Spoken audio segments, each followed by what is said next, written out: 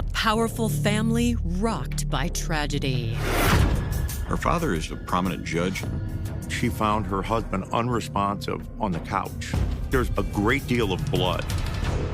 Investigators pry into a guarded reputation. The family name was synonymous with law and order. It made the front page of the papers. In a tightly knit community, secrets rarely stay hidden. She was staying out late into the night, partying. He did everything he could to pursue a relationship. She continued to turn him down. The truth reveals a money-hungry killer consumed by greed. She was one of those gimme, gimme, gimme people. She wanted the money, she wanted that house. She could get a man to do just about anything for her. He was a puppy dog after her. She promised him money and marriage. Desperate people do desperate things. She was a desperate person.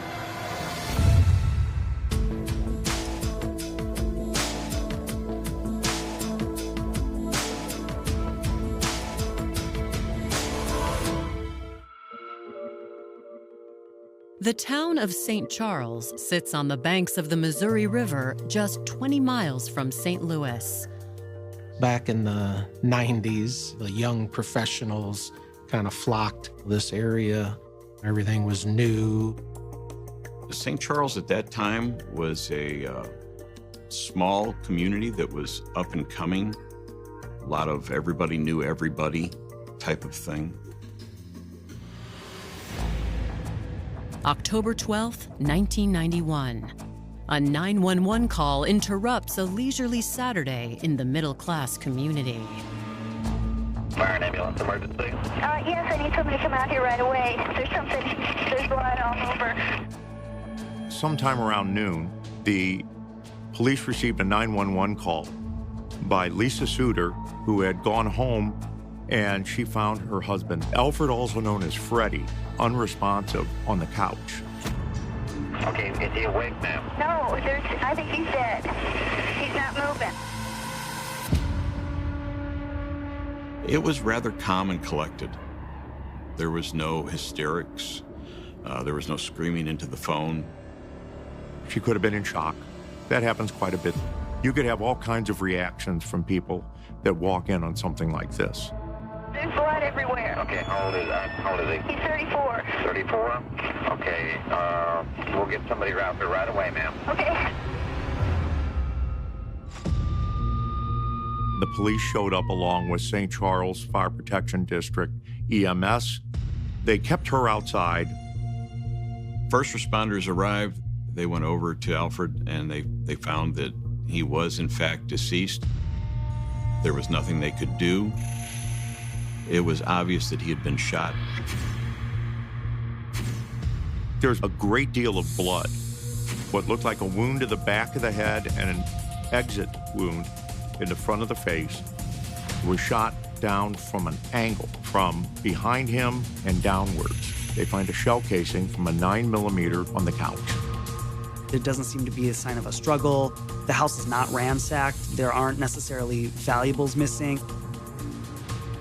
Freddie was an awesome, friendly, sparkling person. It didn't make sense who would do that. Born on June 1st, 1955 in Grindelwald, Switzerland, Alfred Freddie Suter spent his childhood surrounded by the breathtaking Alps. It's very pretty, high mountains and chalets, lots of snow in the winter, nice in the summer. By his mid-20s, Alfred was a gifted engineer at the international machinery manufacturer Hydromat. Alfred was really talented at the career that he chose. He was really well respected. When Alfred was 26, he was offered a life-changing opportunity. In 1981, Alfred and his mentor and friend Bruno Schmitter relocate to the United States to start a branch of Hydromat. They were really building things from the ground up when they began working here in the St. Louis area. He came over for the American dream. He wanted to get ahead. He was sort of a little bit of an adventurer, and he wanted to get out and enjoy life. Freddie bought a home in St. Charles and found a group of friends among his fellow expats. He would go up to the bar, and he had his friends that would show up too and play pool. After 6 years in Missouri, Freddie was out one evening with friends when the unexpected happened. We were sitting at the bar, and the bartender brought Freddie a beer, and the bartender said the gal across the bar ordered the beer for him. He went over there and they thanked her, and that's the way he met Lisa. 12 years Freddie's junior, Lisa was the youngest of Donald and Carlene Dalton's 6 children. Lisa Dalton grew up in a pretty prominent family in the St. Charles area with a life of privilege, with a silver spoon in her mouth. Her father is Judge Dalton. He's a prominent judge in the St. Charles County court systems. For more than 40 years, he had never lost an election for public office.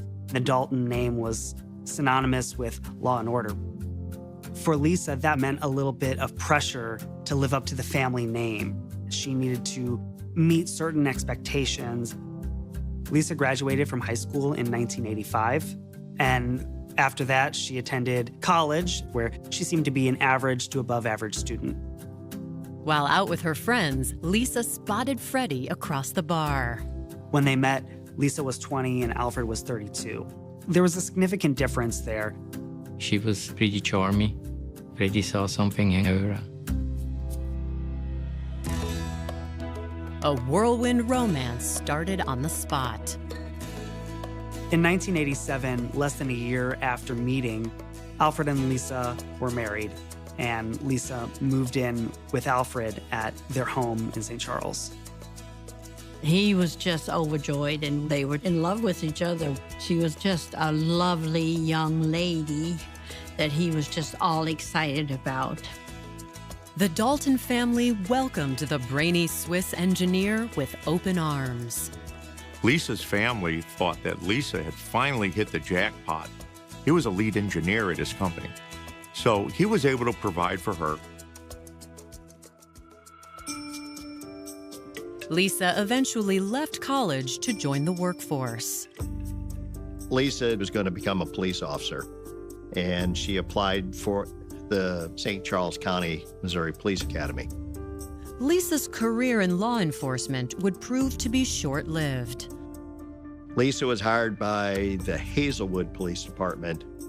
There she went through her field training phase. I don't believe she made it off field training. She had hurt her ankle, and that was the end of her law enforcement career. In 1991, Lisa embarked on a new venture. Lisa began LA Designs, which was a wholesale fragrance business. She had investors, and then she eventually brought in employees. The perfumes were well known. They were knockoffs, but they were well known. I applied for a job, and I was pretty much hired on the spot to sell perfume. When everybody gathered their box full of perfume and got ready to go out, and it's like, we're gonna do this, we're gonna sell a ton of it. We were told that there's a few top sellers that they'd go out and they'd come back and their boxes would be empty, and everybody's like, oh, well, they can do it, I can do it. As Lisa and Alfred embark on their new business venture, they seem to have a bright future ahead. But after only 4 years together, all of that comes crashing down when Lisa finds her husband murdered. As Lisa waits outside the couple's home, St. Charles homicide investigators get their first look at Alfred's body. As we were examining blood, there were 3 droplets that led from the couch towards the basement door. Investigators consider whether an intruder broke in and snuck up on Alfred from behind. We went down the stairs into the basement, and we found a basement window that had been broken. The glass was laying outside the house rather than inside the house. Whoever broke the window did so from the inside. it told us that possibly it was staged. If a stranger is going to knock on the door and force their way in, they're probably going to do the shooting right then and there. They're not going to let you sit down on the couch to watch TV and then shoot you from behind. Someone was there who Freddie trusted and knew. Alfred knew the person who killed him. We just had to figure out who that was. Coming up, could an innocent crush have turned deadly? He apparently was totally infatuated with Lisa. And the investigation takes a high-profile turn. Her dad, Judge Donald Dalton, showed up at the crime scene.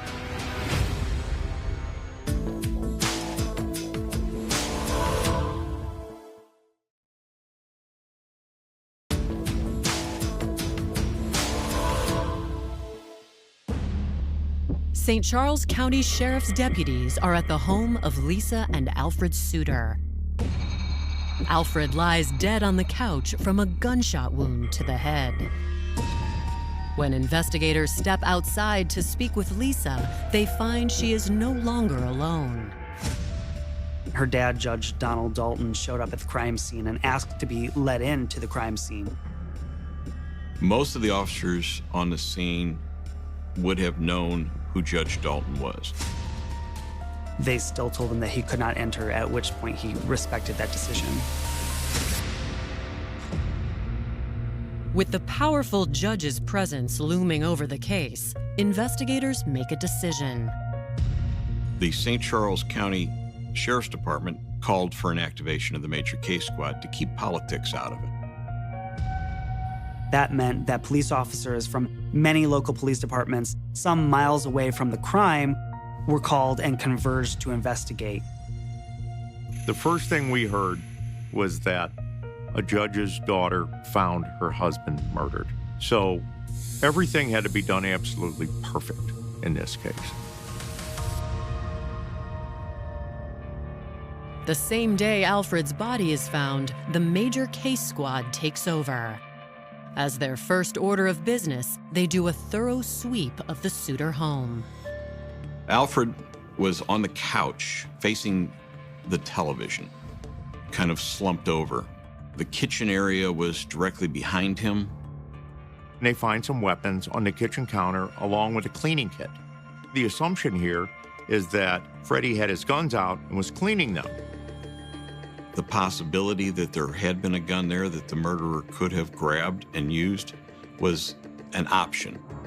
However, investigators discover a significant problem with their first theory. Police found a 9mm shell casing. The firearms that were out on the table didn't match the bullet casings. None of them had been used as the murder weapon. We had to identify if there were any guns owned by either Lisa or Alfred that were missing. When investigators step outside to ask Lisa, they find she has been joined by another powerful family member. Her brother, who was a prominent attorney, had showed up. Attorney Gene Dalton announces he is acting as his sister's counsel. He allows Lisa to answer questions about the guns.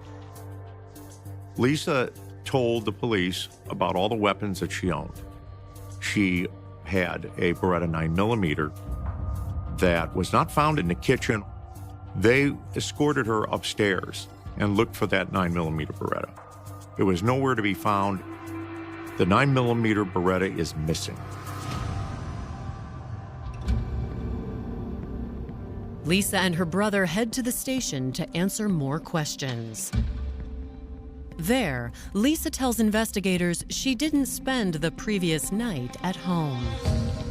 Did he say what he was going to do last night? No, I spent about 2 minutes on the phone with you, that was it. Just basically that I didn't think I was going to be home. We had a big contest in my office. Lisa said she was with a friend who actually works for Lisa at Lisa's perfume company.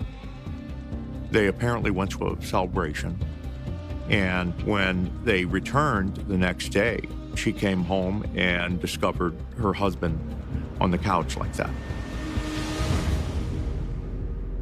I'll be real honest with you. The whole population of St. Charles County is a suspect right now. For a fact, you're a possible suspect. She tells the police that her and Alfred have a happy marriage, they have a normal home life. She had nothing to do with what happened to Alfred. Who do you think would want to hurt Fred? Nobody that I know of. Nobody? No. She wasn't allowed to say much because her brother, who is a skilled attorney, was with her. After the interview, investigators follow up on her alibi. Her friend confirmed that Lisa was with her and spent the night with her over at her home. With Lisa in the clear, investigators look to Alfred's closest and oldest friend. They contacted Bruno Schmitter, who was Alfred's friend and mentor. They interviewed him, and he was, of course, shocked and sad by Alfred's death. Like Lisa, he says Alfred had no enemies, but he points out that the Suter marriage wasn't perfect. Freddie was truly in love with Lisa, and at first he was happy. But the longer the relationship went, she became a different person, basically. She also liked her freedom, so she started going out.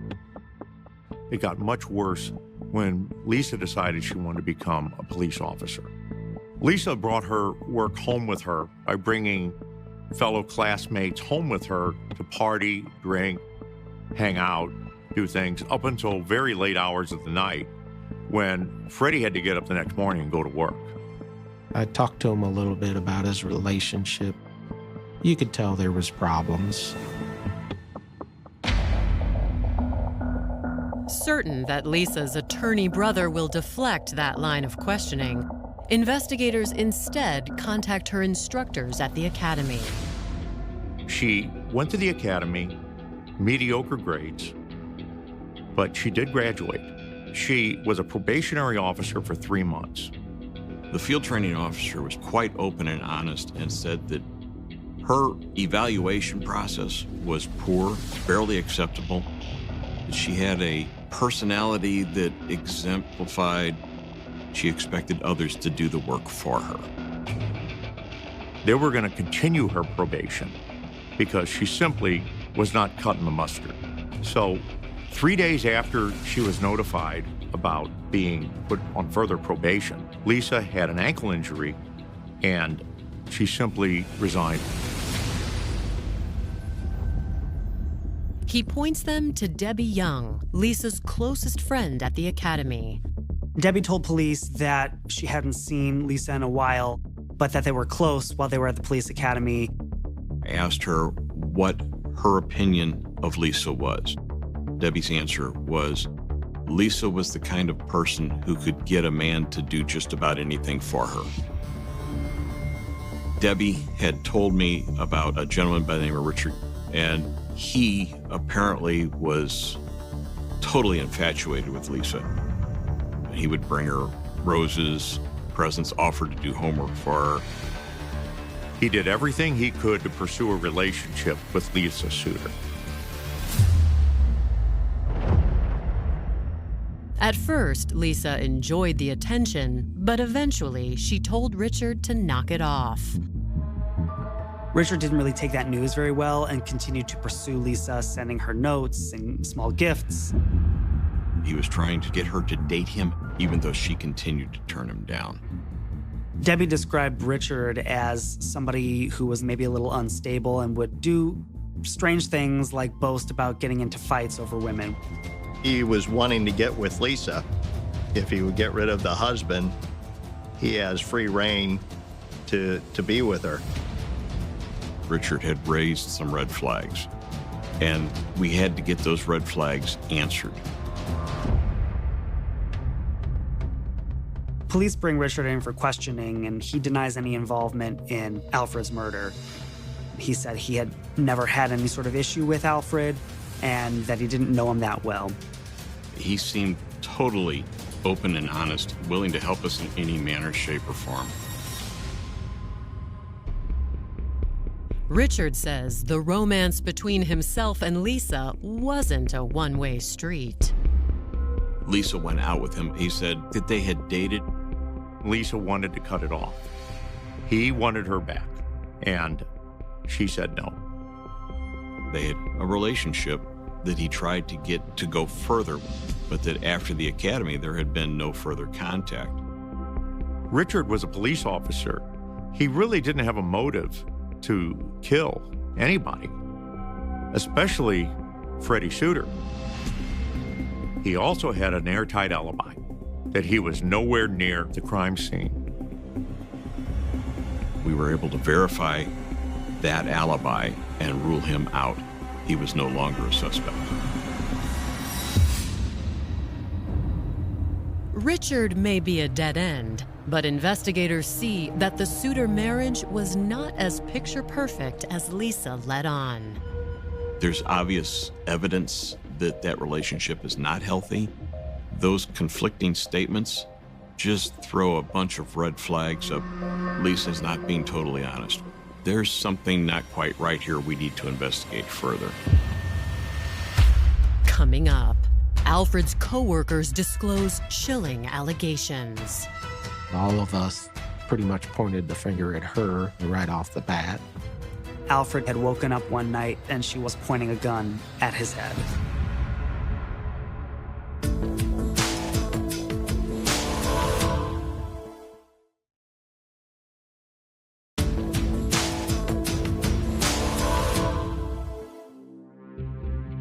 The night after engineer Alfred Suter is gunned down on his couch, authorities begin paying visits to his co-workers.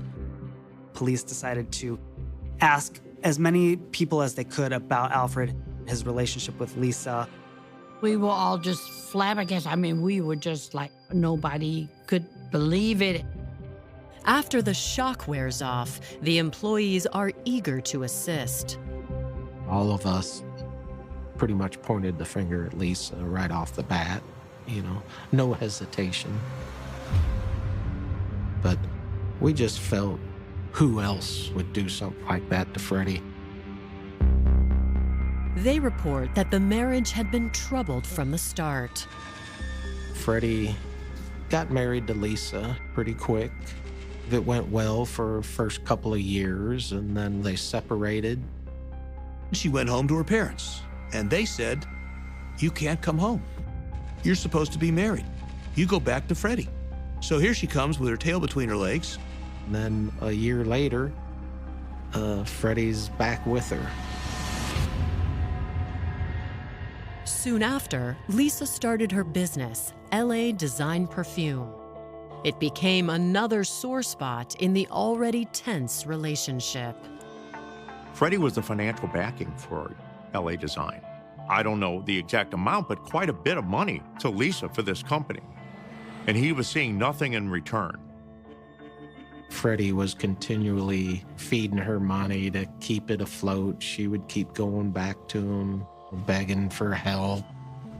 His co-workers report that Alfred was finally done. It was obvious that Lisa and Alfred were not sleeping in the same bedroom. He had been complaining about how the marriage was over. He was trying to get her to leave him and divorce him. She was refusing to move out of the house because if she had moved out, she wouldn't get the house. She was going to stay there. She wanted Freddie's money, and she wanted Freddie's house. She was one of those gimme, gimme, gimme people. Lisa dug in her heels and turned to intimidation. One co-worker said that Alfred told him that he had woken up one night and Lisa was pointing a gun at his head. Lisa had said, "See what I could do to you anytime I want." It wasn't a healthy relationship in any way, and you could tell Freddie was afraid. Investigators look into the rumored financial troubles. I did a little background on LA Design and found it to be kind of along the lines of a pyramid-style scheme or business. She would buy cases of imitation cologne from a company in another state, and then she was allowed to sell them at whatever price she thought was appropriate. She got these employees to sell them for more than what they would have to pay Lisa for, which was more than what Lisa paid the original company for. Hoping to gain additional insight, investigators visit LA Design and speak with several employees. We interviewed various coworkers. I learned that they were losing money and probably going to have to close up shop. Several of the employees observed that Lisa is a little flirtatious with some of the men in the business. Well, some people described her as promiscuous, and that Lisa could be manipulative with men to get what she wanted. Lisa even bragged about how she was getting in shape, and she had a girlfriend who she became friends with and would go out with and pick up guys with. Investigators are informed that Lisa was especially fond of a certain employee, 23-year-old Danny Johnson. There were rumors going around that Lisa and Danny were seeing each other. Did I notice it? Maybe they seemed real friendly, but was it overtly? No. While Lisa seemed to like Danny, he wasn't popular with everyone. Most of them just got a bad feeling about who he was and how he handled himself. He was off. Danny would have been more submissive. He was a puppy dog after Lisa. He just didn't seem like everybody else. He wasn't the norm. Neither Lisa nor Danny are present at the time of questioning. Armed with this new information, investigators leave and refocus on their new potential suspect. Danny told a lot of people that he was a police officer from Salt Lake City. Nothing could be further from the truth. We found that Danny did have a criminal record in another state. I believe it was assault third. Knowing what we just found out about Danny Johnson is we need to bring him in and talk to him a little bit deeper. We'd had enough information to bring him in for questioning. When police first talked to Danny, he says he doesn't know that much about Lisa and Alfred's relationships, that they didn't really talk about that very much at work. But over time, his story changes. Danny slowly starts to admit that he was friends with Alfred. She had brought him to meet Alfred, and the two of them hit it off over sports, and that he was often over there without Lisa being around. Police aren't buying that Danny was closest with Alfred. They continue to press. He broke down and said, yes, her and I have been seeing each other. He was under the impression that Lisa was going to leave Alfred and marry him. Investigators know that Lisa didn't fire the shot that killed Alfred. Now, they wonder if Danny did. So we then treated him not just as a coworker or a friend of the family, but as a suspect, and started doing a deeper dive into who he was and where he may have been on the night of the homicide. Coming up, a witness connects the dots. She had seen Danny cleaning a semi-automatic pistol. And a cold-hearted scheme is exposed. The plan was to make this look like a home invasion.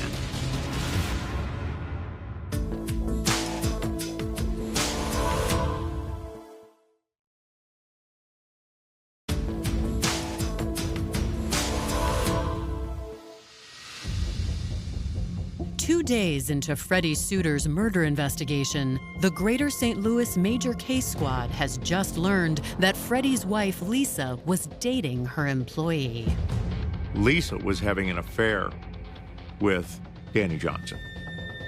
He and Lisa had been having relations. that he had been a friend of Alfred's. With Danny denying any involvement and Lisa protected by her high-powered family, investigators look for proof to back up the rumors that Lisa was in dire financial straits. One of the things we found was that Lisa had major debt problems. She could barely pay her own bills. If it wasn't for Alfred's money, she wouldn't be able to keep the business up and running. The police found out that Lisa was well over $100,000 in debt. Investigators learned that Freddie's death could give Lisa an out. Alfred had recently gotten a life insurance policy for $100,000. And Lisa had contacted that life insurance company shortly after, trying to increase it to $200,000. Unsuccessful at the time because she needed Alfred's signature.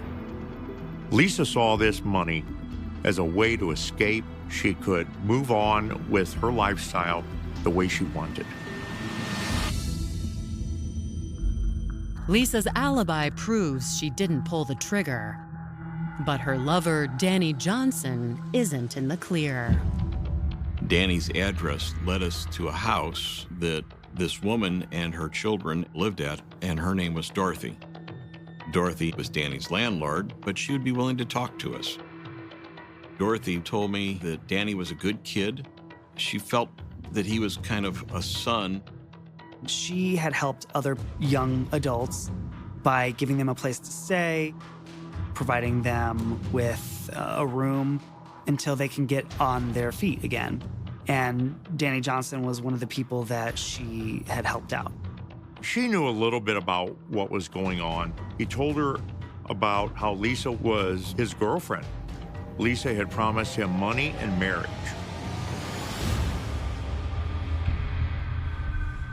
Dorothy discloses that Danny recently made troubling comments about his lover. Dorothy tells the police that Danny said that Lisa had been looking for a hitman on her husband, Alfred. Danny had made a comment just a few days before the homicide that he and Lisa had trouble finding a hitman, so he would have to do the murder himself. A lot of times when people hear statements like that made, they think a person's just ranting and raving and they don't mean to follow through with those things. So a lot of times people will not call the police. Dorothy didn't take the comments seriously, nor did she think much about what she saw on the night of October 11th. She also told me the night of the homicide, she had seen Danny sitting in the living room of her house, cleaning a semi-automatic pistol. On October 14th, investigators confront Danny with Dorothy's statement. By the time they had made it down to the Jennings Police Department, he was in custody as a suspect, the lead suspect. Faced with Dorothy's claims, Danny still denies involvement. They ask him to take a polygraph test. He passed most of the questions. However, when it came to specifics about were you involved in Alfred's homicide, and do you know anything about the gun used in Alfred's homicide, he failed those questions. Authorities confront Danny with the results. Look, you know you failed the polygraph, and it's kind of in your best interest to tell us what you know, because we know you were involved somehow. Talk to us. Danny knew that he was boxed into a corner. Danny said that Lisa had told him that if they were truly to be together and start a life together, that Alfred would have to be killed. The plan that Lisa had was to make this look like that this was a home invasion. Like an intruder broke into the home, saw firearms at the table, and grabbed it and was able to kill Alfred at the scene. She told Danny how to stage the house, including breaking a basement window to look as if it was a burglary gone bad, where the gun would be, and what to do with the gun afterwards. Lisa convinced Danny that he should be the one to kill Alfred. As soon as this was all settled, they would get married. Danny tells investigators he attempted to put the plan into motion on October 10th. He said he also chickened out. He couldn't go through with it. Lisa Suter was absolutely furious and sent him back to her home the next night. Danny, on the night of October 11th, went over to the house. Alfred let him in. They hung out together. And under Danny's jacket, he had brought a gun with him. Lisa had given Danny her 9mm gun to use as the murder weapon. They were talking and drinking, watching television. Freddie fell asleep. When Freddie was asleep, he went up behind Freddie and blew the back of his head off. Once he actually pulled the trigger, he kind of panicked, and he didn't leave the house in as big a mess as Lisa had originally told him to make it look like a burglar had been there. He haphazardly set up what was supposed to be a break-in. This was a horrible, heinous murder, but it was done in a very amateurish way. Nothing was done correctly. Danny Johnson said that he went over the bridge, crossing the Missouri River, and threw the gun into the river. At that point in his interview, Danny was placed under arrest. He even took us out to that location where he tossed it in, and we sent divers down to try to locate it, but that was to no avail. On October 15th, authorities prepare to arrest the prominent Missouri woman they believe is the mastermind. All roads led back to Lisa, especially after the statement given by Danny Johnson. So Lisa was arrested by turning herself in. All that was said was basically her husband was murdered, she found him, and knew nothing else. Lisa does post bond. It's a $500,000 bond. She did not have to spend time in jail. Her parents' house was used as collateral on a property bond, which allowed Lisa freedom to leave after being arrested. Lisa's arrest is big news in St. Charles. The presiding circuit judge's daughter is accused of brutally murdering her husband? Yes. It made the front page of the papers. Despite the stain of her alleged crimes, prosecutors learn Lisa's family might be their biggest obstacle. She had a father who was a presiding circuit judge. No judge in St. Charles County or anywhere close by was going to touch that case.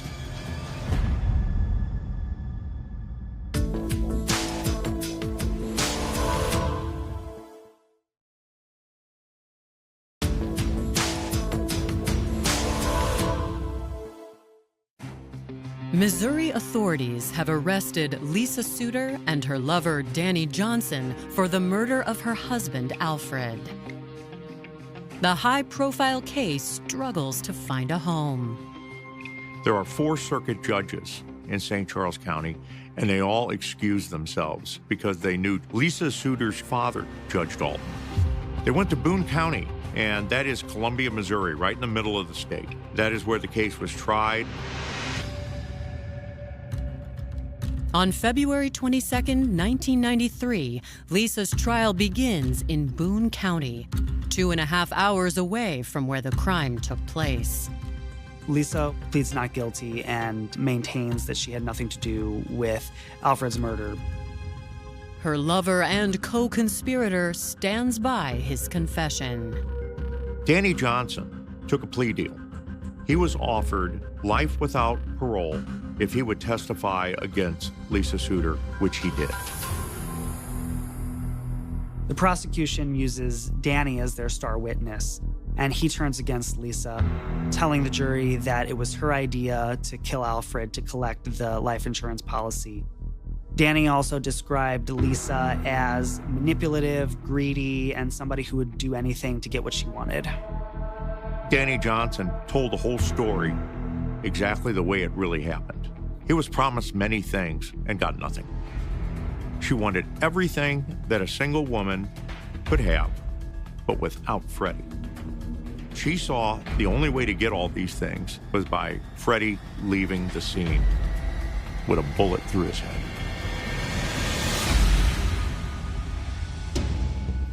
Next, prosecutors drop a bombshell. They allege Lisa made previous attempts to have Freddie killed. The state brought in 2 other men who she had solicited to do the murder. They were very clear on the stand when they testified. She asked them to kill her husband. She had left a trail of crumbs here that show that she was going to get this done any way she could have. Lisa's defense team takes aim. The tactic, the only thing you could do is try and discredit the witnesses against her. We cross-examined the 2 guys and make them out to be fortune hunters. They just wanted the 15 minutes of fame. If we can show that they are not credible or parts of their story don't make sense, if there's no credible evidence, then you can't find somebody guilty. Lisa never takes the stand. Her attorneys present her as a lost and lonely young woman. She wanted out. She tried to divorce a guy. Her parents wouldn't let her. She's stuck in a marriage that she doesn't want to be in. She's in her early 20s. And what's she going to do? She developed a plan to free herself. They allege this led to Lisa's affair with Danny and the deadly consequences that followed. She denied everything and blamed Danny doing this all on his own. Desperate people do desperate things.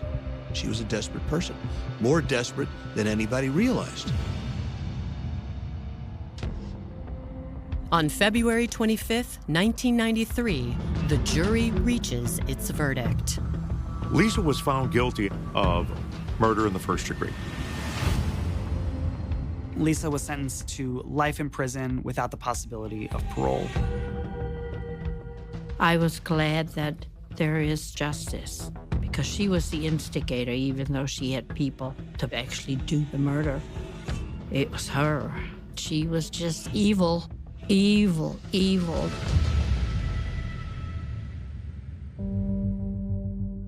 Freddie was just that friendly, and he was taken advantage of to the extreme. It just broke everybody's heart. You kind of lost a little faith, in all humanity over it. There's certain souls out there that they have that spark, that infectious smile. I was able to take some of that with me. Freddie had that magic. And this is the best I can do for it, to carry it on.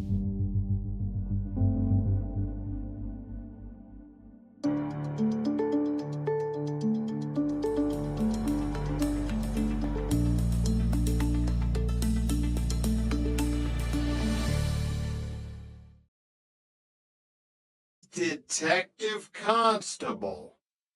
The boy who had thrown up outside his grandmother's croft. It had been a perfect performance. I told my dad not to come down. I was worried about contamination. Sandy had been alone at the croft for over an hour before Jimmy arrived. He hadn't just discovered the body, he had orchestrated the scene. I used a pen to push the jack. She didn't have anything to steal. He had unplugged the phone so Mima couldn't call for help as she lay dying. And Hattie, Sandy had been off duty today. He had known about the dig known about the documents Hattie found. He had gone up there, taken Berglund's knife from the empty tent, and hunted her down in the bog to retrieve the journal that named his great-grandfather as a Nazi collaborator. Jimmy slammed the brakes, skidding to a halt outside Joseph Wilson's neat, terraced house. The front door was ajar. Jimmy drew his baton, signaling for Tosh to take the back. He moved silently up the path, stepping through the open door into the hallway. The house was dark, but a faint light spilled from the living room. Jimmy edged closer.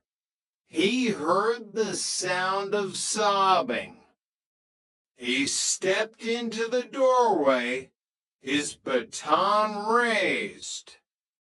Joseph Wilson was sitting on the sofa, his head in his hands, crying silently. On the coffee table in front of him lay a heavy, leather-bound journal. The pages were yellowed and brittle. Perlunsted's journal. Standing by the window, looking out at the distant glow of the aphmau fire, was Sandy. He was holding his service radio in one hand and a heavy iron poker from the fireplace in the other. He turned as Jimmy entered. His young face was unrecognizable, twisted by grief, desperation, and a terrifying, cold resolve. Sandy, Jimmy said, his voice surprisingly calm, put it down. You figured it out, then, sir? Sandy asked, his voice cracking. He sounded like a frightened child. I knew you would. You're too smart. I know about the journal. Sandy, I know what Andrew Holdan did during the war. Joseph let out a broken wail from the sofa. He sold them out. Jimmy, my grandfather, he sold out the Norwegian boys for German gold to build his fishing fleet. Mima knew. She caught him burying the body. She kept quiet to protect the family name, to protect me.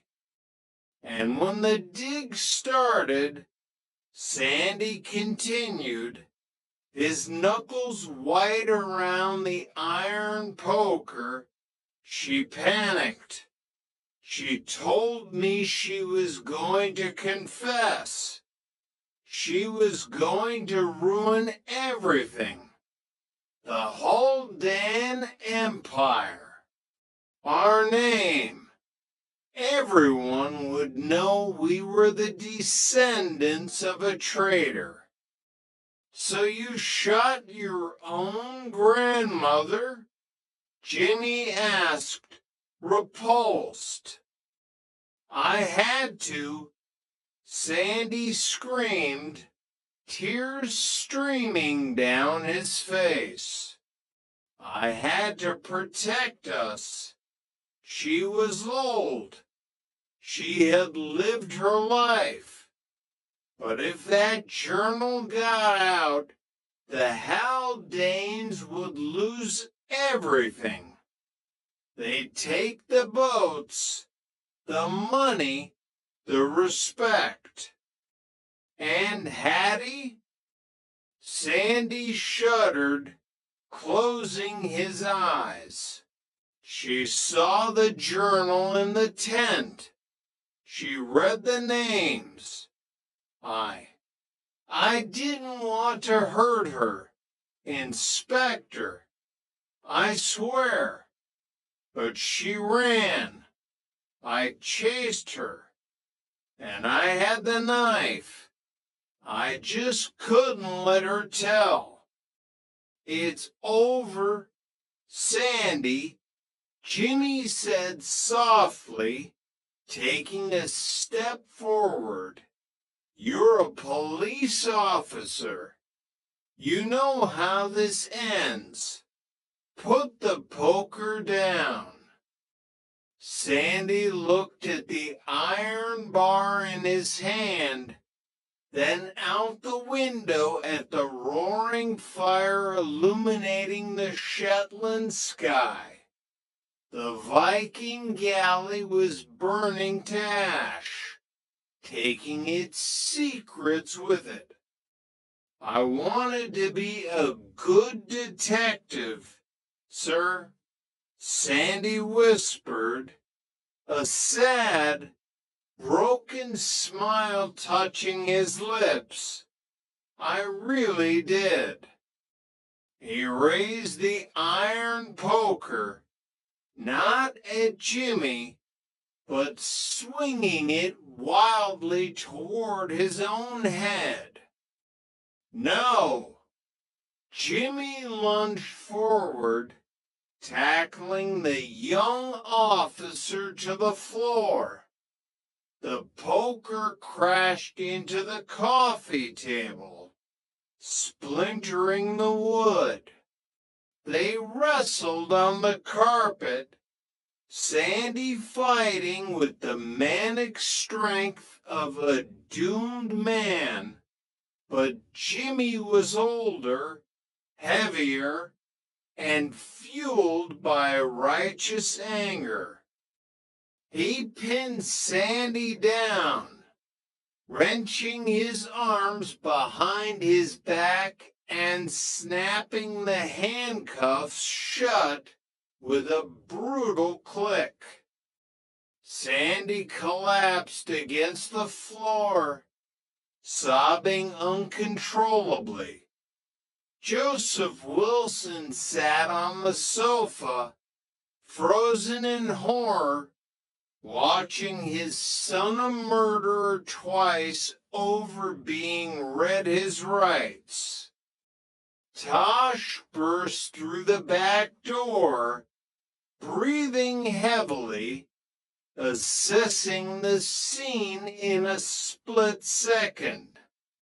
Call for a transport, Jimmy ordered, hauling Sandy to his feet. He looked at the young man, feeling no triumph, only a profound, crushing sorrow for the island that had bred such dark loyalty. Yes, sir, Tosh said quietly, reaching for her radio. As they walked Sandy out of the house and into the freezing Shetland night, the wind howled off the North Sea, carrying the scent of salt, ancient ice, and the bitter ashes of the burning galley. The secrets of Bresse had finally been unearthed, but the scars they left behind would take generations to heal. End of part 2.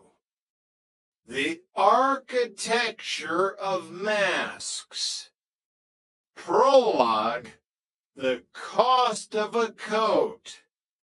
The human face is the most elaborate lie ever constructed. We spend our lives curated by expectations, dressing ourselves in the fabrics of our professions, our marriages, and our social standing. But for some, the mask isn't a social necessity, it is the entire self. In the late afternoon light of Orange County, 1979, the sun didn't just shine, it glared. It bounced off the chrome of luxury cars and the glass of medical plazas, promising a version of the American dream that was as sterile as a surgical suite. Inside one of these suites, a man adjusted his stethoscope. He looked like a doctor. He spoke like a doctor. He even smelled of antiseptic and authority.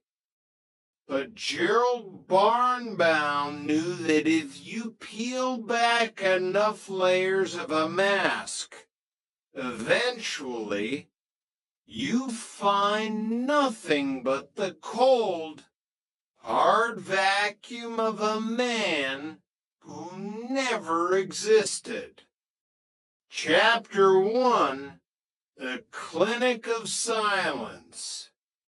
Rick D'Alessandro was a man who believed in the tangible. He believed in blood pressure readings, the steady rhythm of a healthy heart, and the clear, unambiguous data of a lab report. As a physician's assistant, his job was to be the bridge between the patient's suffering and the doctor's wisdom. In 1979, that wisdom supposedly resided in Dr. Gerald Barnes. He was a charming man. Rick would later recall, his voice carrying the weight of a decade's worth of hindsight. A little guy, but he filled a room. He had that bedside manner they don't teach in school, the kind that makes you feel like you're the only person in the world. The clinic in Orange County was a hive of activity. Dr. Barnes was the director, a position of prestige that he occupied with a natural, almost theatrical grace. He was the doctor's doctor, the man who stayed late, the man who remembered the names of his patients' children. But Rick noticed small things. A hesitation when discussing complex pharmacology. A certain vagueness when the conversation drifted toward the minutiae of medical school rotations. At the time, Rick dismissed it. He's a busy man, he told himself. The administrative burden of being a director is heavy. Then came the morning of December 26th, the day after Christmas.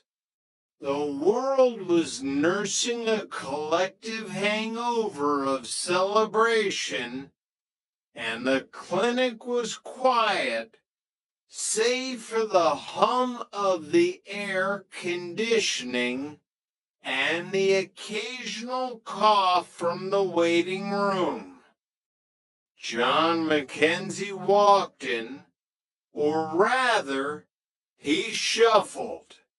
He was 29 years old, a man in the prime of his life, but he looked like a ghost. His skin was the color of old parchment, and his eyes were sunken, darting around with a frantic, unfocused energy. I'm so thirsty, Rick, John whispered. His voice was raspy, as if his throat were lined with sand. I drink, and it just goes through me. I'm dizzy. The room won't stay still. Rick performed the intake.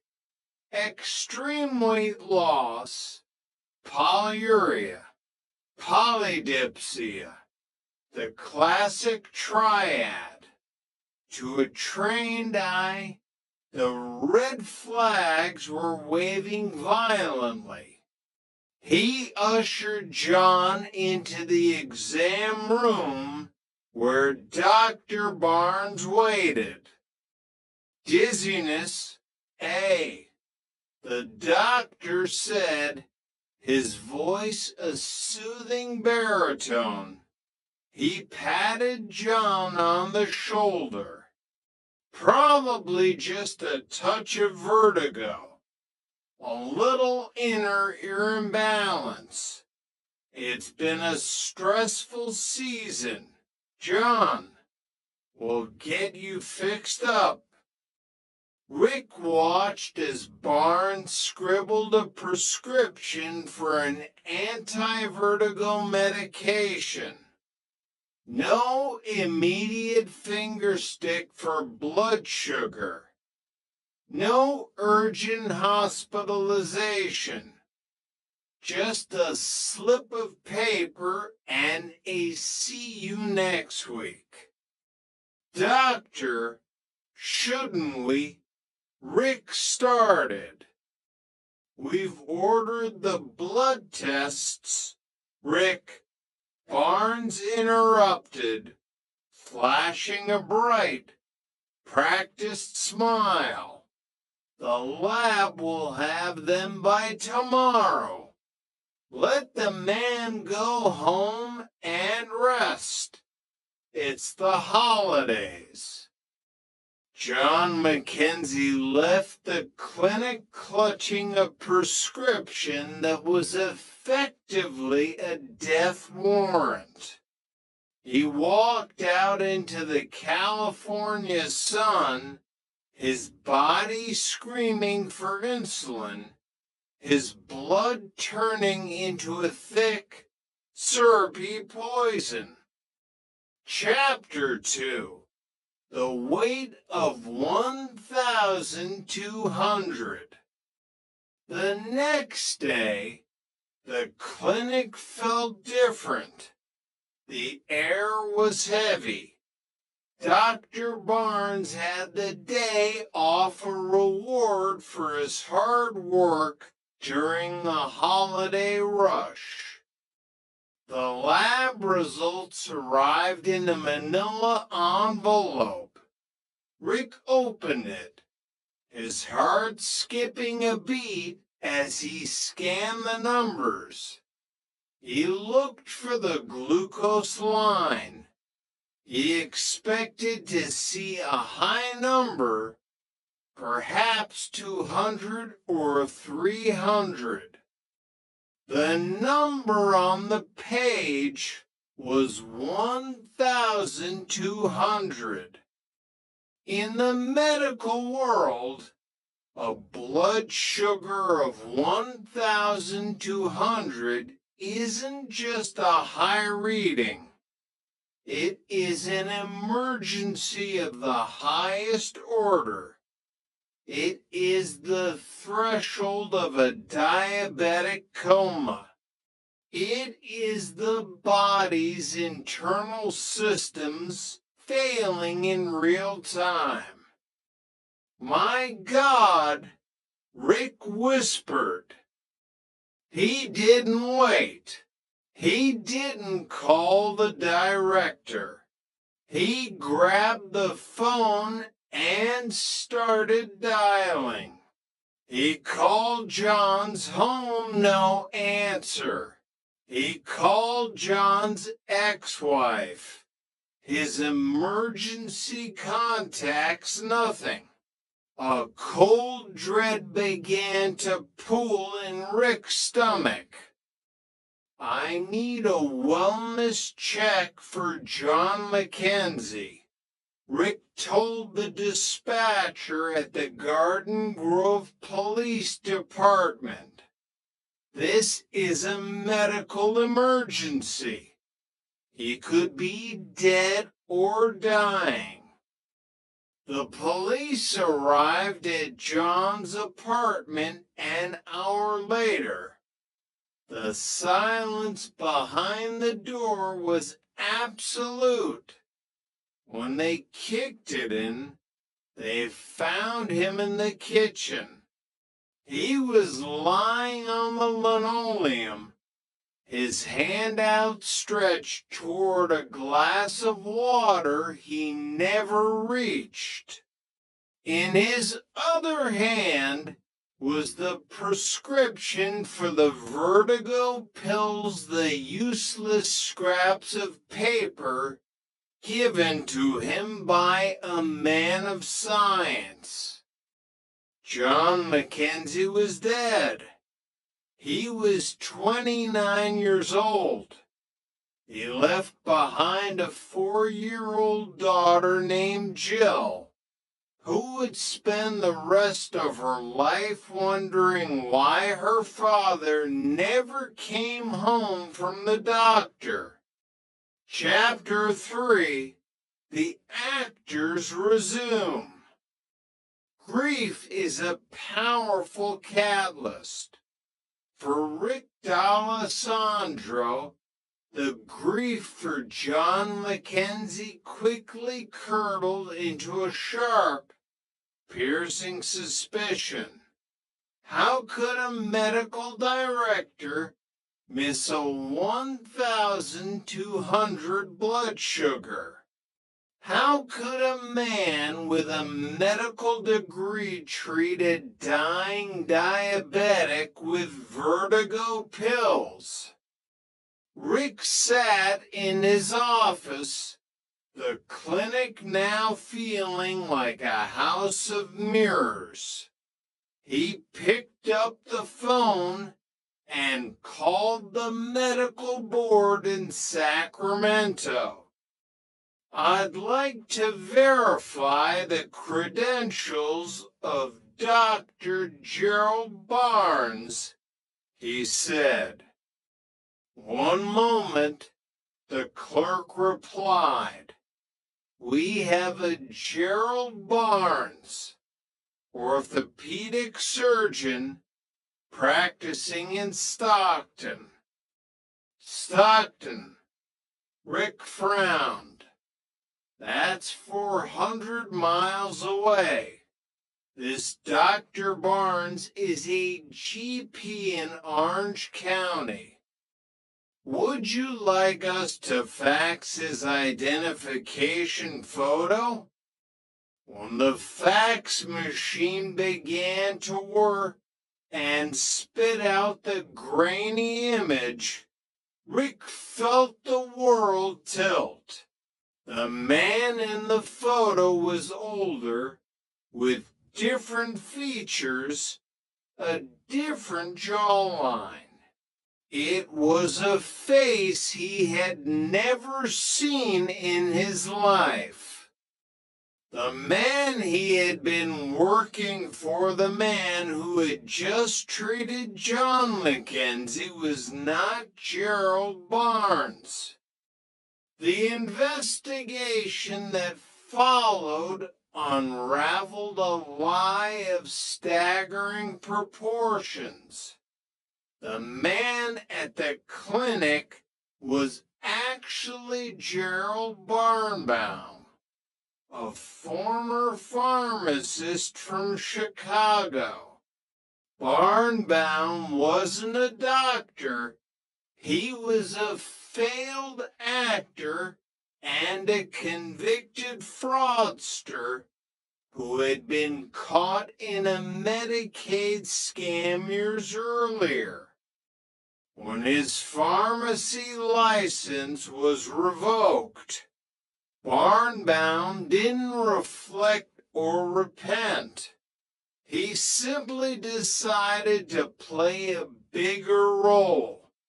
He moved to California, changed a few letters of his name, and borrowed the identity of a real doctor.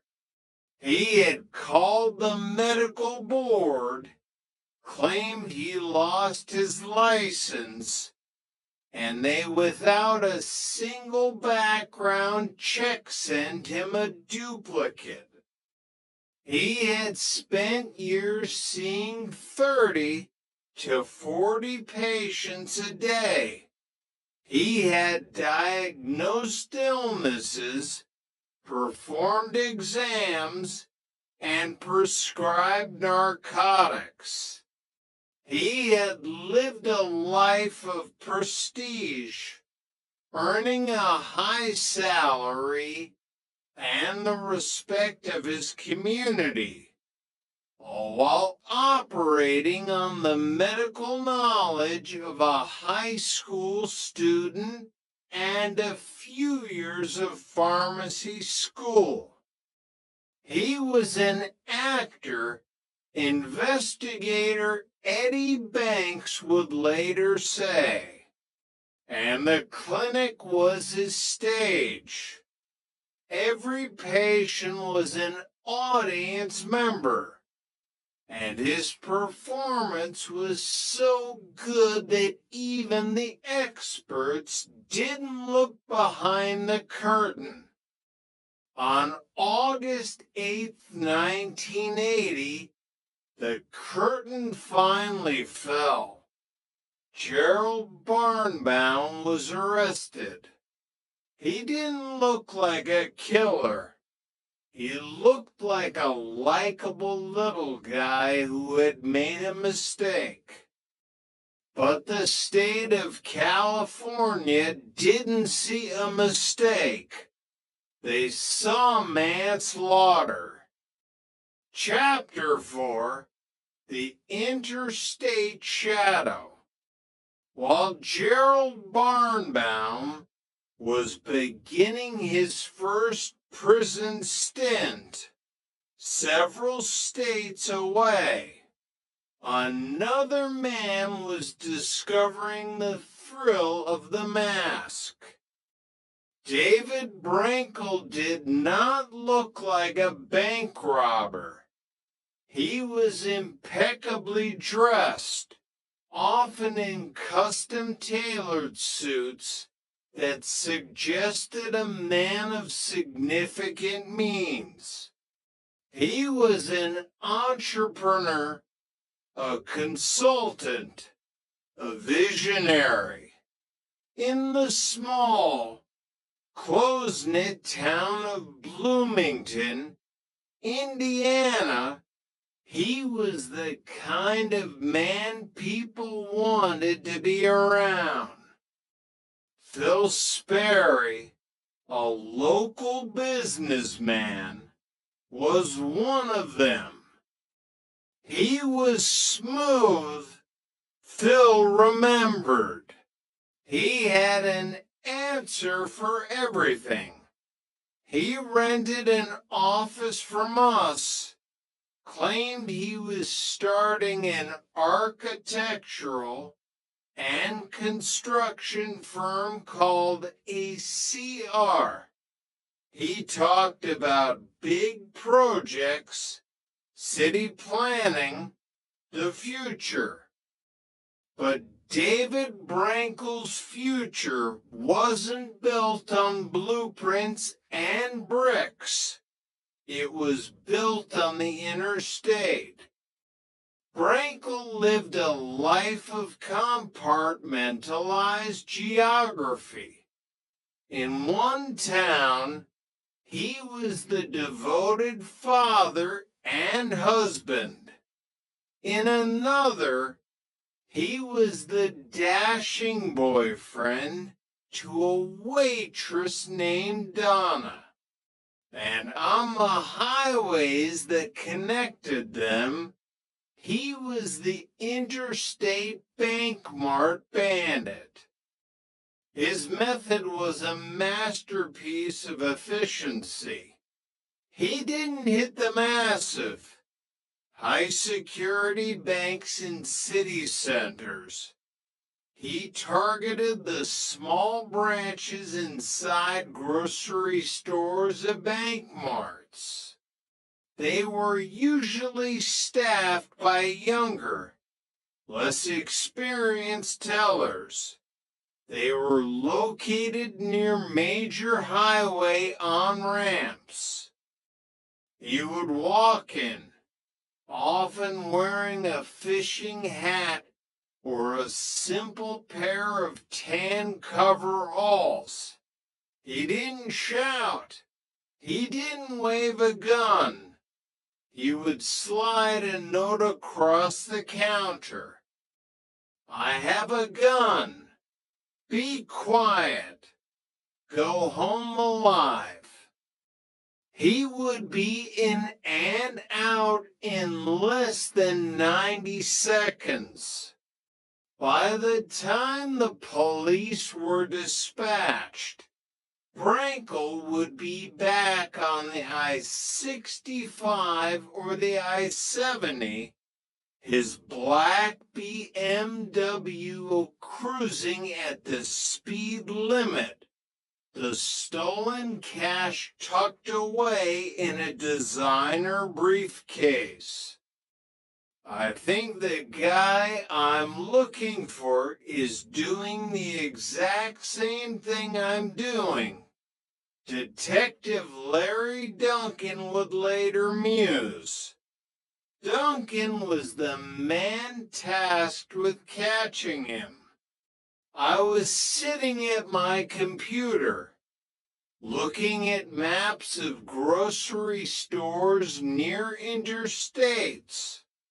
And on the other side of the screen, in some hotel room or rented office, David Brankel was doing the same thing. It was a game of digital chess played across state lines. Kentucky, Indiana, Ohio, Tennessee. Brankel was a ghost who left no fingerprints and no trail except for the pattern of his robberies. Chapter 5, The Two-Way Mirror. By the mid-90s, Gerald Barnbaum was out of prison. He had served his time for the death of John Mackenzie, but the prison walls hadn't changed him. They had only refined his craft. While incarcerated, he had taken medical correspondence courses. He had studied the language of healing so he could more effectively poison the truth. He stepped out of the prison gates and immediately stepped back into a lab coat. This time, he found Lisa Roberts.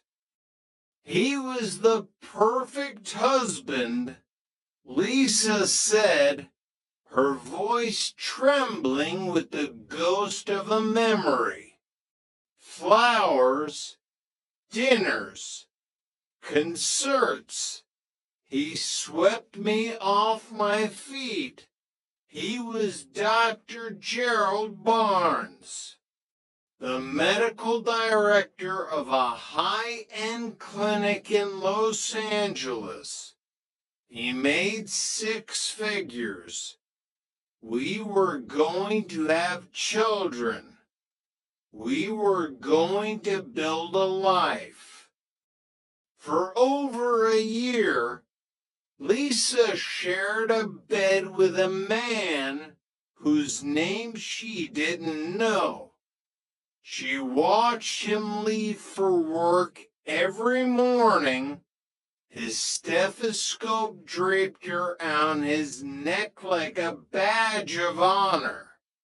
She attended company functions where other doctors sought his advice.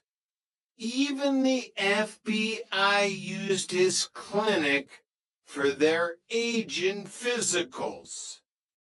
Think of the irony. 100 FBI agents trained to spot deception, stripped down to their underwear, and let an impostor listen to their hearts. The mask was perfect until the Christmas party of 1996. Rick D'Alessandro was there. Fate, it seems, has a sense of dark humor. Rick was attending the same industry event. He was checking in at the desk when he saw a man across the room. A likable little guy with a familiar smile. Rick looked at the man's lapel. The name tag read, "Hi, I'm Dr. Barnes." The blood drained from Rick's face. "You've got to be kidding me," he whispered. He walked over. The music was playing something festive and bright. The air smelled of expensive cologne and champagne. "Hi, Rick," the imposter said, not missing a beat. His voice was as cool as the ice in his drink. "How are you doing?" "Well, Gerald," Rick replied, his voice shaking with fury. "I'm not doing too well, because you're doing the same thing you did in the 70s. You're a fraud." Barnbaum didn't panic. He didn't run. He leaned in, his eyes soft and pleading. "Rick, you don't understand. This is all just a big mistake. I can go home and get the paperwork. I can prove everything. Then go get it," the clinic supervisor said, having overheard the exchange. Barnbaum walked out the door. He didn't go home for paperwork. He went into the night disappearing into the neon labyrinth of Los Angeles. But the FBI was no longer his patient. They were his hunters. Chapter 6, The Art of the Escape. David Brankel was also beginning to feel the heat. It was 2003, and the IBM Task Force, a coalition of detectives from multiple states, was closing in. They had a nickname for him now, IBM. They had a photo of his car, a black BMW. They had a theory about his home base in Indiana. They even had a name for their trap, Operation Intercept. On September 6, 2003, Brankel hit his 35th bank. He walked into a U.S. bank in Louisville, slid his note, and took the cash. The police radio crackled to life. Operation Intercept. Operation Intercept. Detectives flooded the highways. They pulled over every black BMW they saw. They searched trunks, checked IDs, and waited for the bandit to fall into their lap. But David Brankel was smarter than the average thief. He didn't take the interstate. He knew the police would be watching the veins of the city, so he took the back roads, the winding rural paths where the only witnesses were the cornfields and the crows. He slipped through the news, listening to the police scanner in his car, a smug smile on his face.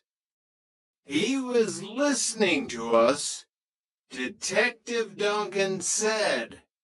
He was one step ahead because he had no conscience to slow him down.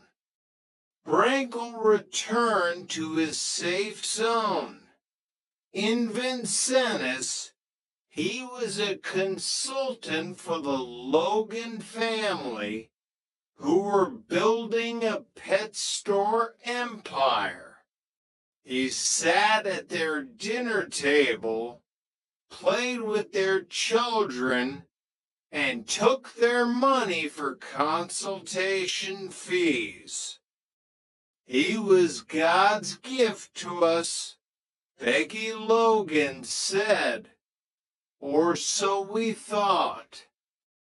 At the same time, Brankel was maintaining his relationship with Donna. She was now his getaway driver. They were the modern Bonnie and Clyde, fueled by a mixture of narcissism and high-octane gasoline. My mother said I couldn't even mow the lawn right. Brankel told Donna during one of their long drives. But look at me now. I'm the most successful bank robber in history. He wasn't robbing for the money anymore. He was robbing to prove that the mask was realer than the man. Chapter 7, The Collapse. The end of a lie is rarely a grand explosion. It is usually a series of small, pathetic cracks. For Gerald Barnbaum, the crack was a bus ticket. After being caught again in 1996, he had been sentenced to 12.5 years. But in 2000, while being transferred between facilities, the system made a fatal error. Because he was a low-security inmate, a nonviolent fraudster in their eyes, they gave him a bus ticket and told him to report to a prison in Illinois. He didn't go to Illinois. He went back to the only life he knew. He ended up in a North Hollywood clinic, wearing a white coat and a stethoscope, seeing patients under the name Gerald Barnes. When U.S. Marshals finally tracked him down, they walked into the clinic and called out his real name, Gerald Barnbaum. The man in the white coat turned around. He didn't fight. He didn't try to explain. He just looked at the handcuffs and sighed. "You guys are good," he said. For David Brankel, the end came on a cold December day in 2003. He was driving his BMW in Bloomington when he nearly hit a car driven by an off-duty detective named Kevin Hill. It was a routine traffic stop that turned into a 100-mile-an-hour chase. Brankel disregarded stop signs, drove into oncoming traffic, and eventually left the police in the dust. But he had dropped his driver's license. The police went to his home in Vincennes. They found him trying to flee with his son in the car. He abandoned the vehicle and ran on foot, a small knife in his pocket, tripping over a curb in a maze of apartment buildings. When the handcuffs clicked shut, the entrepreneur was gone. The consultant was gone. All that was left was a tired, 46-year-old man who had robbed 43 banks and had nothing to show for it but a suitcase full of disguises. Epilogue: the empty room. In the end, what remains of a man who spent his life being someone else? Gerald Barnbaum is in a federal prison in Minnesota. He is in his 70s now. The real Dr. Gerald Barnes, the orthopedic surgeon from Stockton, still deals with the wreckage of his stolen identity. It's a headache that never goes away, he says. David Brankel is serving 21 years. The Logans and the Sperrys never got their money back. Donna, the Bonnie to his Clyde, received house arrest. The victims aren't just the people who lost money or the families who lost loved ones like John Mackenzie. The victims are the very concepts of trust and truth. We look at the man in the white coat. We look at the businessman in the suit. We want to believe that the clothes make the man. But as Rick D'Alessandro learned in a quiet clinic in 1979, sometimes the clothes are just a costume, and the man underneath is just a ghost, searching for a face that was never his to begin with. Shadows of the Stolen Soul. The Architecture of Deceit. Prologue, The Mirror's Lie. In the quiet, suburban sprawl of late 70s California, identity was a currency that few thought to verify. People were who they said they were.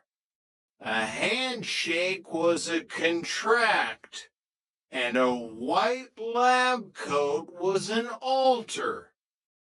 Gerald Barnbaum understood this better than anyone.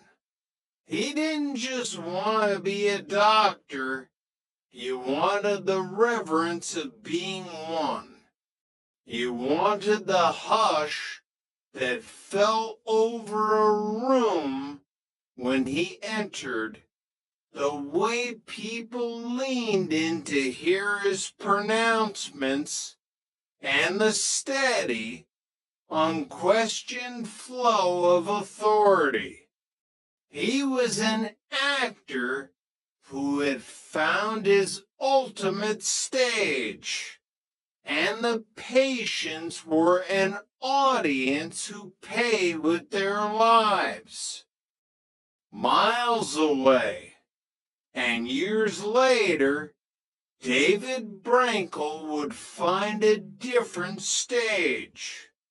His was the concrete ribbons of the American interstate system, the fluorescent lit aisles of grocery store banks, and the desperate adrenaline of a man who believed his own lies. This is the story of two men who refused to be themselves, and the trail of broken lives they left in their wake. Part 1, The Cost of a Coat. Chapter 1, The Performance Begins. The Pacific Southwest Medical Group in Orange County smelled of antiseptic and misplaced trust. It was 1978, and the sun baked the asphalt outside. But inside, the air-conditioned cool offered a sanctuary for the sick. Rick D'Alessandro, a young and earnest physician's assistant, looked up as Dr. Gerald Barnes entered the clinic. Barnes was a likable little guy. as Rick would later recall. He had a quick wit, a disarming smile, and an energy that seemed to say, "I have everything under control." "Good morning, Rick," the doctor chirped, snapping a chart into his clipboard. Another day, another miracle to perform. Rick smiled back, unaware that he was watching a master class in theater. Gerald Barnbaum, the man inside the coat, was a pharmacist from Chicago who had lost his license in a Medicaid scam. But here, under the golden California sun, he was reborn. He had called the medical board, claimed to be a certain Dr. Gerald Barnes from Stockton, and requested a duplicate license.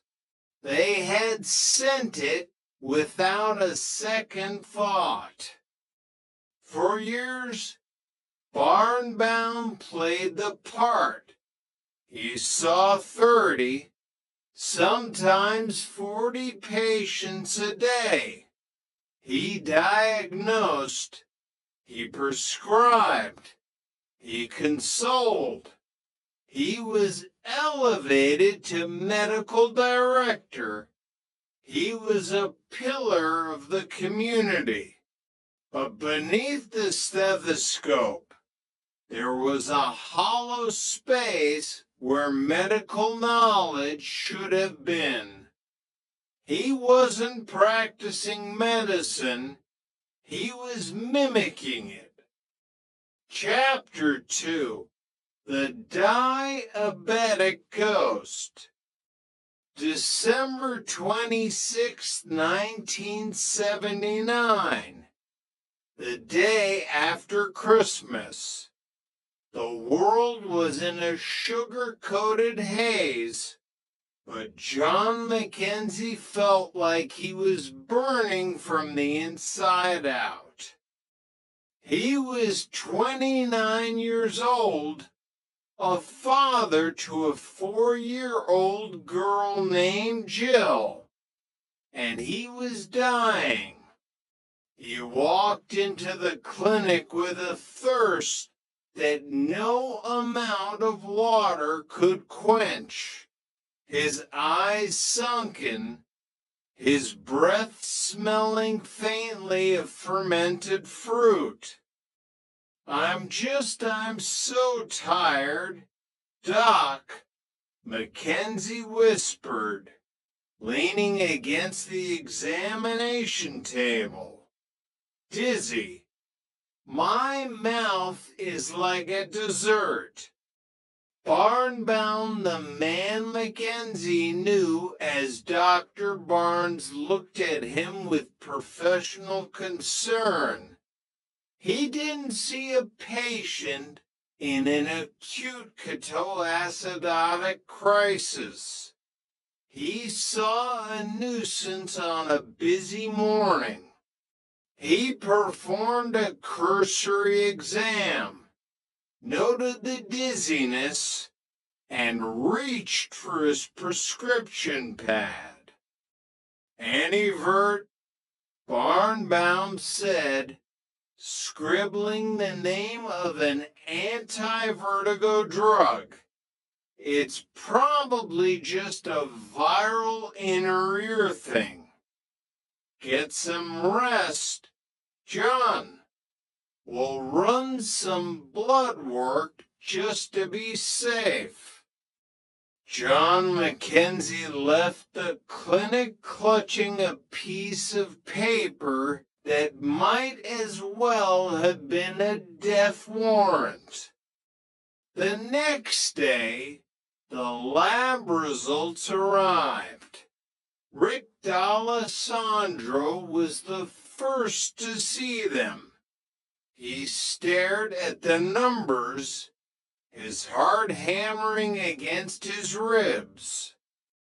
Blood glucose, 1,200 milligrams DL. A normal level was 100. At 1,200, the blood becomes thick, acidic, and toxic. It is a medical emergency of the highest order. "Where's Barnes?" Rick shouted, looking around the clinic. "He's got the day off," a nurse replied. Rick didn't wait. He grabbed the phone, calling Mackenzie's home, his ex-wife, anyone. Silence. Finally, he called the Garden Grove police. When the officers kicked in the door of Mackenzie's apartment, they found him on the kitchen floor. He was cold. In his hand, he still held the prescription for dizziness. He had died in a coma, a victim of a common, treatable disease and an uncommon, lethal fraud. Chapter 3, The Unmasking. The death of a 29-year-old was a tragedy. The negligence behind it was a crime. Rick D'Alessandro couldn't let it go. How could a doctor, a medical director, miss a blood sugar of 1,200? He called the medical board in Sacramento. "I need the file on Dr. Gerald Barnes," he said, "the one working in Orange County." A few hours later, the fax machine groaned to life. Rick watched as the grainy image of the real Dr. Gerald Barnes emerged. It was a man from Stockton, an older man, an orthopedic surgeon, a man who looked nothing like the likable little guy in the office next door. The realization hit Rick like a physical blow. He wasn't working for a bad doctor. He was working for a ghost. On August 8th, 1980, the charade ended. The police arrived not for a consultation, but for an arrest. Gerald Barnbaum was charged with practicing medicine without a license and, more significantly, manslaughter. It was a Medicaid scam in Chicago that started it. Investigator Eddie Banks noted as they dug into the past. Barnbaum was a failed pharmacist and a frustrated actor. He had combined his two greatest failures to create a deadly success. In 1981, Barnbaum pleaded guilty. He was sentenced to 3 years. To the family of John Mackenzie, it felt like an insult. Their father was gone, replaced by a 3-year vacation for the man who killed him. But for Barnbaum, prison was just an intermission. Chapter 4, The Relapse of Identity. Identity theft is an addiction. Some people crave drugs. Gerald Barnbaum craved the title of doctor. Released after 18 months, he didn't go back to pharmacy or theater. He went back to the lab coat. He changed cities, moved to Los Angeles, and applied for jobs using the same stolen credentials. In 1996, he was living a dream. He was married to a woman named Lisa Roberts. He was a 6-figure medical director. He was romantic, charming, and supposedly brilliant. I didn't know his real name. Lisa would later sob to investigators. I didn't know his real age. The man I shared my bed with was a stranger. The end came at an industry Christmas party. In a scene straight out of a thriller, Barnbaum bumped into an old acquaintance, Rick D'Alessandro. Rick looked at the man's lapel. "Hi, I'm Dr. Barnes." "Hello, Gerald," Rick said, his voice cold as ice. "I see you're still doing the same thing you did in the 70s. Barnbaum didn't blink. "Rick, good to see you. You must be mistaken. This is all a big misunderstanding." He promised to go home and get his documentation. Instead, he vanished. But the FBI was already closing in. Special Agent Marie Kinjofsky discovered that Barnbaum had even performed physicals for over 100 FBI agents. The irony was suffocating. This time, the judge was done. Barnbaum was sentenced to 12.5 years. Even then, he wasn't finished. During a low-security transfer in 2000, he was given a bus ticket to report to a new facility. He never got on the bus. Instead, he went to North Hollywood, put on a white coat, and started seeing patients again. When the U.S. Marshals finally cornered him in a clinic, he was wearing a stethoscope.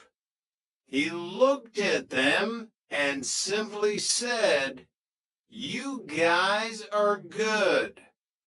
Gerald Barnbaum, the man who couldn't stop being someone else, was finally sent away for good, leaving behind a legacy of $5 million in fraud and one empty chair at John Mackenzie's Thanksgiving table.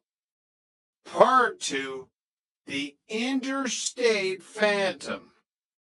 Chapter 5, The Smooth Operator.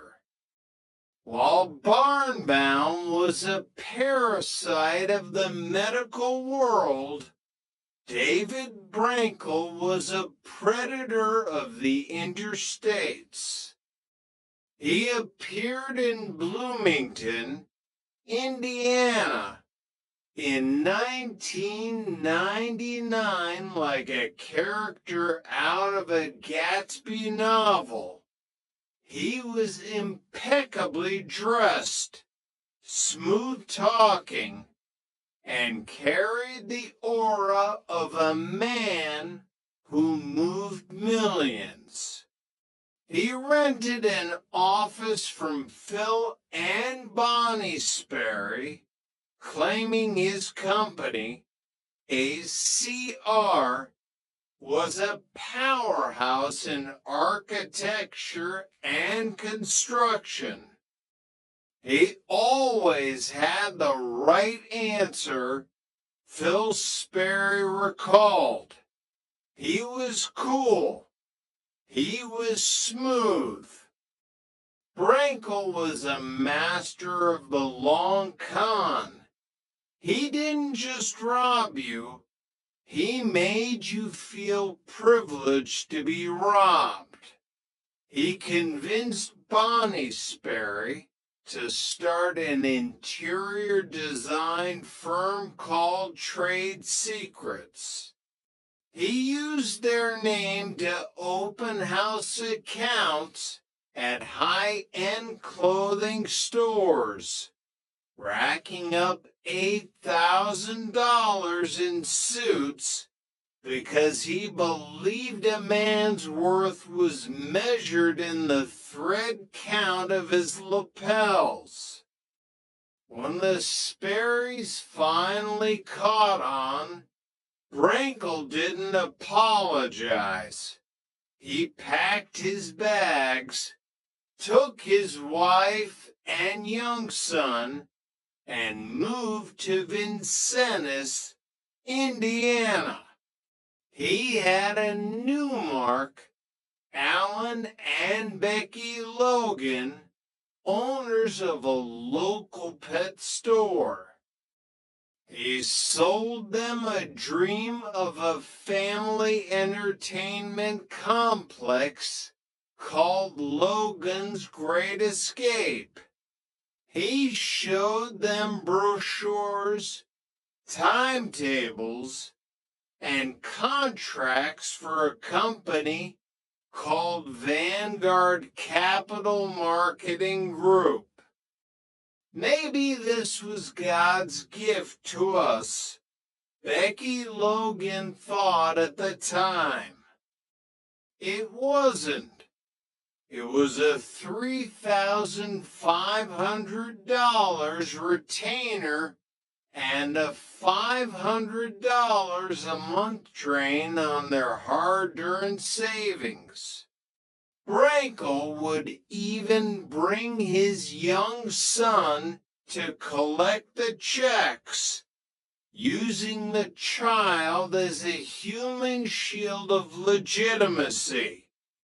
Chapter 6, The IBM Bandit.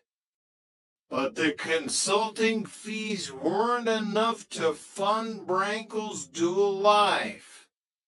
While he was a businessman in Vincennes from Sunday to Wednesday, he was someone else from Thursday to Saturday. He would drive to Bloomington to see a girlfriend named Donna Humans, a waitress at a topless bar, and together they would go to work. Brinkle's work was the Interstate Bank Mart IBM robberies. He was a creature of habit and efficiency. He would use his computer to map out grocery store banks near interstate exits. He would walk in wearing a fishing hat or tan coveralls and hand a note to the teller. I have a gun. Be calm. Both drawers. Be quiet. Go home alive. He never showed a weapon. He never shouted. He was as professional in his robberies as he was in his scams. Detective Larry Duncan in Louisville was the first to see the pattern. He's doing the exact same thing I'm doing. Duncan realized, staring at a map of the highways. He's using the interstates as a getaway grid. Between 2002 and 2003, Brinkle hit 43 banks in 6 states. He was a ghost on the asphalt, always slipping away before the sirens reached the parking lot.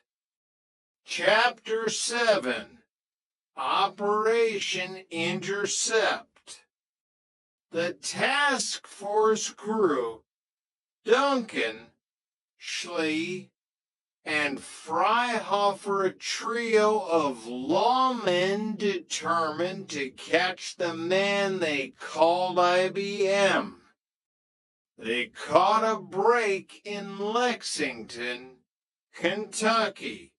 A surveillance camera caught a grainy image of a black BMW 7 Series. It was a luxury car, a businessman's car, and it had a driver, a blonde woman. Donna Hewins had become the Bonnie to his Clyde. Duncan devised Operation Intercept. He flooded the interstates with 1,200 officers. They waited.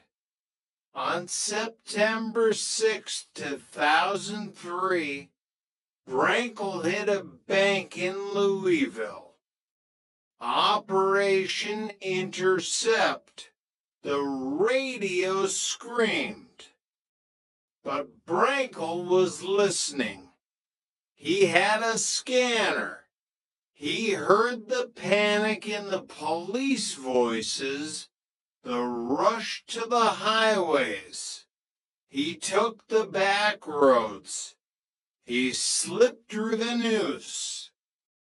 We've blown it, Duncan whispered into his radio as the sun set. He's gone. Chapter 8, The Fall. Fate, however, has a way of punishing hubris. In December 2003, David Brinkle was driving his black BMW through Bloomington. He was speeding, reckless, fueled by the invincibility of 43 successful heists. He nearly ran a car off the road. That car was driven by